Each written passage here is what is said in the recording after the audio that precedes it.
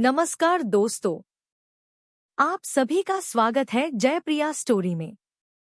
प्रिय भक्तगणों, आज चैत्र नवरात्रि का तीसरा दिन है और आज चैत्र माह शुक्ल पक्ष की तृतीया तिथि है। आज का दिन माता चंद्रघंटा को समर्पित है। आज के दिन माता चंद्रघंटा की पूजा तथा व्रत कथा को श्रवण करने से व्यक्ति को शारीरिक मानसिक कष्टों से मुक्ति मिल जाती है। नकारात्मक ऊर्जांचल भक्तों की रक्षा करती है। भावनाओं को स्थिर कर धन वैभव की प्राप्ति होती है। निराशा, निर्बलता, दरिद्रता जैसे विकार भस्म हो जाते हैं।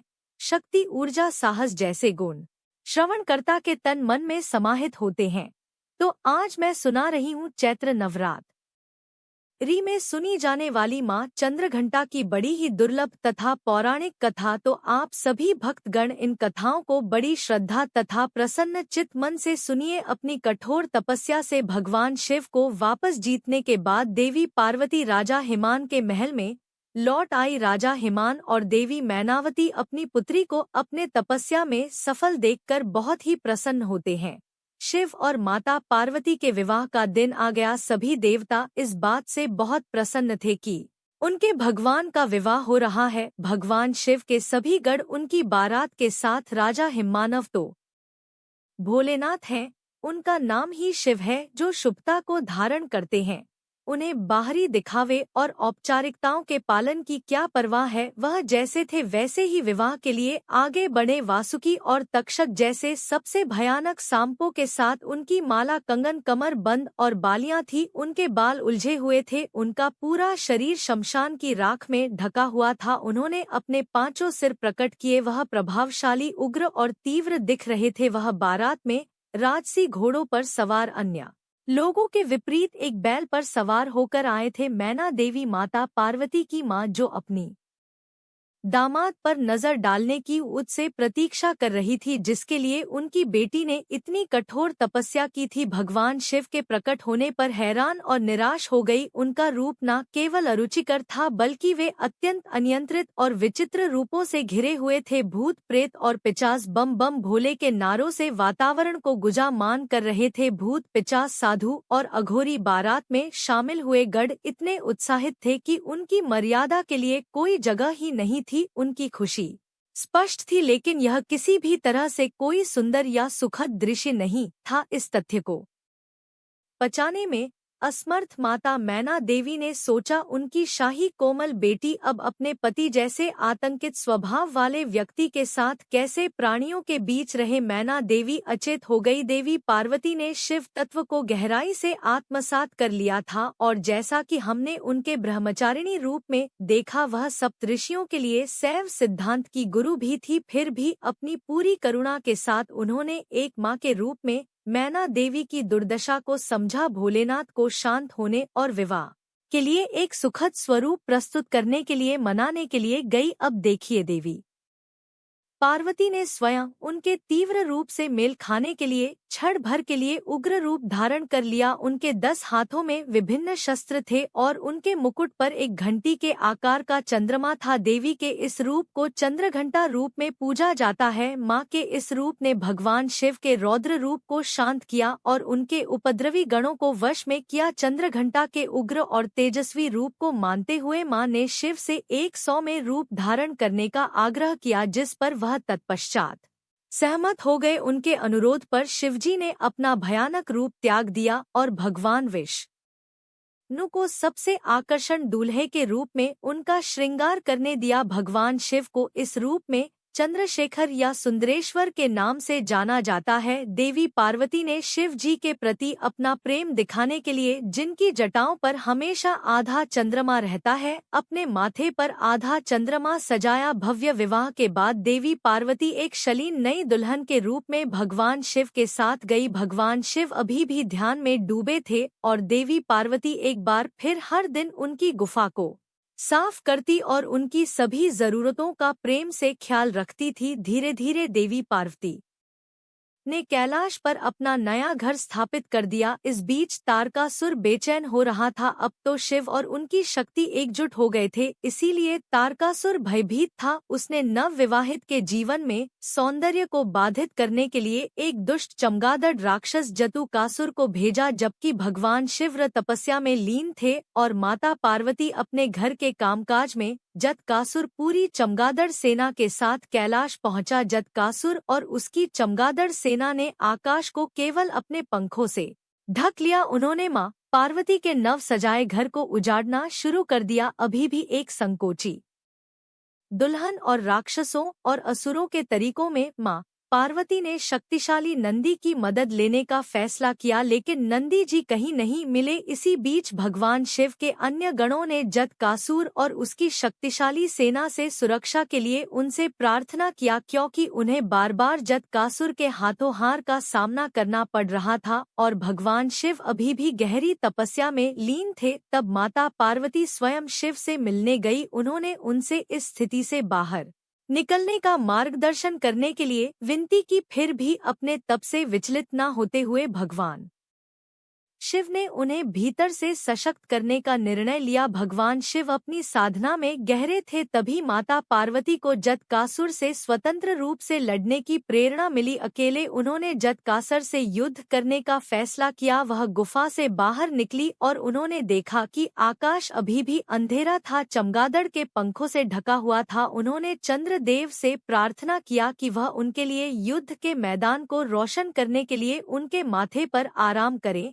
युद्ध के मैदान में उनकी सहायता करने के लिए हिमालय भेड़ियों का एक झुंड उनकी सहायता के लिए दौड़ देवी पार्वती को जल्द ही पता चल गया कि जतुकासुर आकाश में चमगादड़ द्वारा सक्रिय था, इसीलिए वह युद्ध के मैदान में एक विशाल एक घंटा लेकर आई। घंटी इतनी जोर से बजी कि चमगादड़ ने आसमान साफ कर दिया। जैसे ही भेड़ियों में से एक ने जतकासुर पर आक्रमण किया, देवी पार्वती ने जतकासुर के सिर पर घंटे से प्रहार किया, जिससे वह एक ही झटके में मर गया। माथे पर चंद्र और हाथ में घंटा लिए देवी के इस रूप को ब्रह्मदेव ने देवी चंद्रघंटा के रूप में महामंडित किया। शरणागत दीनाथी प्राण परायण सर्व सरती हरे देवी नारायणी नमोस तुते सर्व मंगल मंगले शिवे सर्वार्थ साधी के शरण नेत्र के गौरी नारायण नमोस्तुते। प्रिय दर्शकों, यह कथा इस बात का प्रतीक है कि अपने अंदर की शक्ति को पहचानने के लिए हमें देवी प्रेरणा की आवश्यकता है। जैसे कि भगवान शिव ने माता पार्वती को बताया, चंद्रघंटा के रूप में युद्ध करके पास मौजूद अपार शक्ति का एहसास कराने के लिए घंटे के आकार के अर्ध चंद्र से सुशोभित सुनहरे रंग वाली और 10 भुजाओं वाली वह सुनहरे शेर पर सवार हैं। 8 कोमल हाथों में त्रिशूल, गदा, तीर, धनुष, तलवार, कमल, घंटी, एक रुद्राक्ष माला और कमंडल युक्त पानी का वर्तन है, जबकि उनका एक हाथ अभय मुद्रा, भय को दूर करने वाली मुद्रा में है। उन्होंने नारंगी रंग के वस्त्र पहने हैं। वह शेर या बाघ पर सवार है, जो बहादुरी और ताकत का प्रतीक है। जय माता चंद्रघंटा, एक बार प्रेम से बोलिए जय माता चंद्रघंटा। ओम नमः शिवाय। जय माता भगवती। प्रिय भक्त गणों, अब आइए सुनते हैं माता पार्वती मां भवानी की पुत्री मनसा देवी की कथा। भगवान शिव की मानस पुत्री होने के बाद भी मनसा देवी की पूजा शिव परिवार के साथ नहीं हो रही थी, जबकि उनके परिवार के ही माता पार्वती, गणेश जी, कार्तिकी, भगवान भैरव, नंदी आदि की पूजा हो रही थी, जिसकी वजह से मां देवी असंतुष्ट रहती थी और इस समस्या को लेकर वह भगवान शिव के पास गई।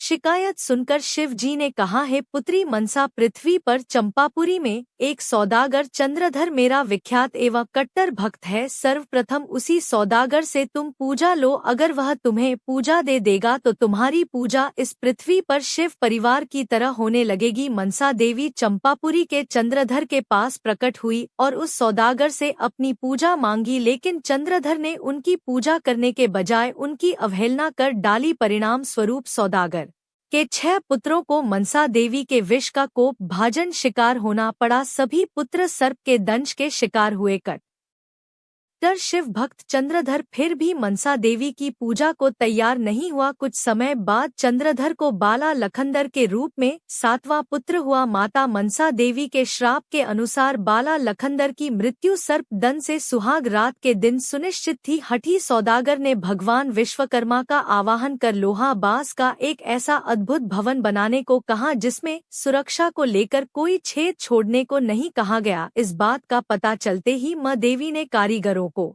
बुलाकर एक छोटी सी सुराग मकान की दीवार में छोड़ देने पर राजी कर लिया, जिसे आसानी से देखा नहीं जा सकता था। बाला लखी का विवाह नवगछिया के पास उज्जैन गांव के वासु सौदागर की पुत्री बिहुला से हुआ। लोहा बास के दुग भवन में बाला लखीदर अपनी नवविवाहिता सुंदर पत्नी बिहुला के साथ सुहाग रात में सय कक्ष में था। मध्यरात्रि में सर्पदंश का शिकार हो गया। नागदंश का शिकार होते ही बाला लखनदर के उपचार एवं सर्पदंश झाड़ने के लिए चंपापुरी के वैद्य एवं ओझा सभी को बुलवाया गया, लेकिन देवी मनसा ने उन्हें रोक दिया। फलस्वरूप तेज विष के कारण लखनदर की मृत्यु हो गई। मृत्यु के उपरांत सती साध्वी बिहुला पति को पुनः जीवित करने के लिए संकल्पबद्ध हो विश्वकर्मा जी का आवाहन करती और विशाल नौका पर एक मंजिलों वाली मंजूसा केले के पत्ती से नौका बनवाई। उसे लहसन माली से विविध चित्रों से सजाया। उसी केले के नौका पर बेहुला अपने पति के पार्थिव शरीर को लेकर चंपापुरी से स्वर्ग के लिए जल मार्ग से प्रस्थान करती है। उसने लाल साड़ी पहन रखी थी और सिंदूर लगा रखा था। नदी के किनारे उस शव को बहुत दूर ले गई। वह अपने पति को पुनः जीवित कर पर तुली हुई थी। बहुत दिनों तक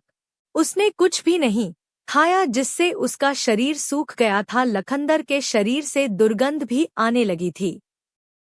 उसके सारे शरीर में कीड़े पड़ गए थे, मात्र उसका कंकाल ही शेष रह गया था। बिहुला नाव को किनारे की ओर ले चली। उसने वहां पर एक धोबिन के मुख से तेज टपकते हुए देखा। बिहुला के कठोर तप को देखकर मनसा देवी ने ही उस धोबिन को वहां भेजा था। उस धोबिन ने बहुला से कहा, है पुत्री, तुम मेरे साथ देवलोक में चलकर अपने नित्य से महादेव तथा सभी देवताओं को प्रसन्न करो तो तुम्हारे पति पुनः जीवित हो जाएंगे। बेहुला ने उसकी सलाह मानी और वह उसके साथ चल पड़ी। पति की अस्थियां उसके वक्षस्थल से चिपकी थी। वह अपने पति की स्मृति से उन्मत्त होकर इस प्रकार से बहुला स्वर्ग की ओर चल पड़ी। रास्ते में जाते हुए बहुत सारी कठिनाइयां उसे झेलनी पड़ी। उसे रूह कपा देने वाली बैतरणी नदी को भी पार करना था, जो कि यमलोक में था। उसने गौ माता का आवाहन किया और कहा, है गौ माता, यदि मैंने सच्चे हृदय से आपकी सेवा की है, मेरे मन में लेस मात्र भी छल कपट नहीं है तो आप मेरी सहायता करें।